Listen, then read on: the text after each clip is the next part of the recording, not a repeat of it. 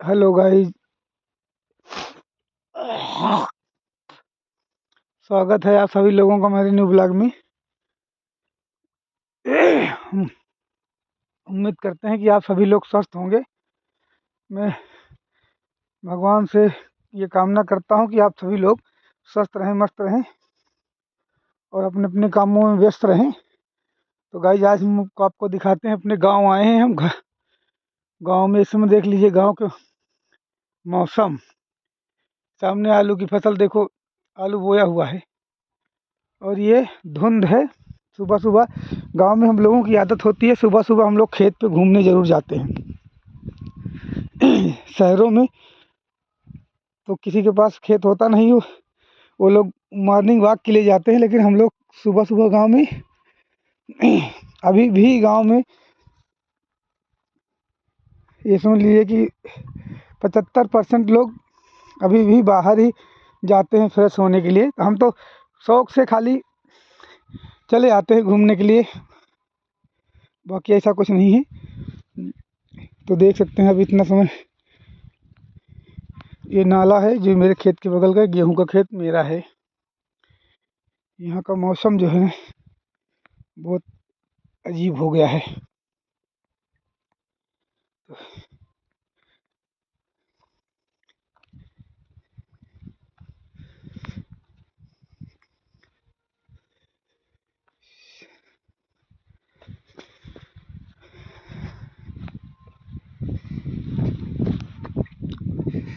ओम हरिओम हरिओम, हर हर महादेव। ठंड बहुत है, ठंड बहुत ज़बरदस्त है। वो भी ये जो कोहरा है ना, इस ठंड में सोने का सुहागा, सोने पे सुहागा हो जाता है भाई। ठंड को और बढ़ा देता है ये धुंध। इस समय देख लो, गेहूं के लिए तो बहुत बढ़िया होता है ये कोहरा। इस समय जो है गेहूं के लिए, गेहूं की फसल के लिए ये जितना ठंडी पड़ेगी ना, गेहूं की फसल तो उतना अच्छी होती है। कुदरत ने ऐसा बनाया है। देखो, धान जो है लगाया जाता है गर्मी में और कटता है ठंडी में, उसके लिए। और ये गेहूं बोया जाता है ठंडी में, लेकिन इसकी कटाई होती है गर्मी में। ये देखो, इसी खेत में मेरे अब की धान की फसल बूड़ गई थी, मतलब डूब गई थी। उसमें गेहूं इतना,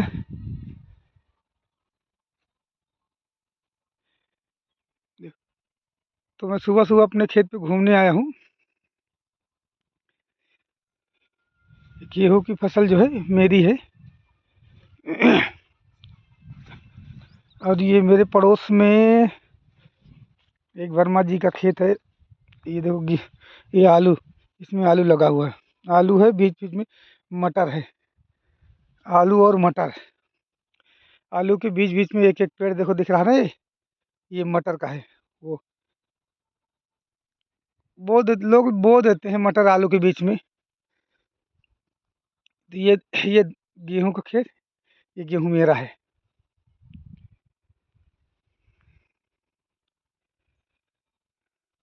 तो गाइस हम अपने गांव कल आए थे घर पे, अब आज रहेंगे और कल निकलेंगे।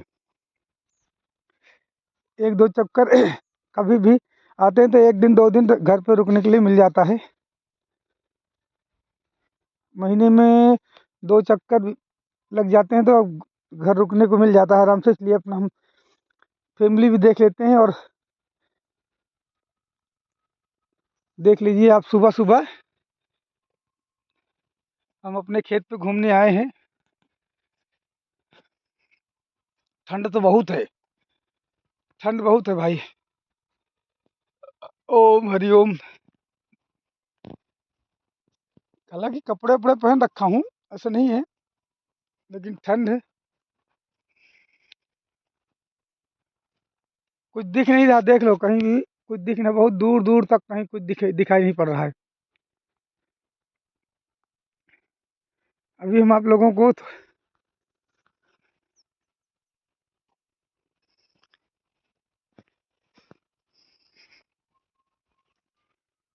ये नाला जो है ना, हम लोग खेत के बगल से नाला बहता है।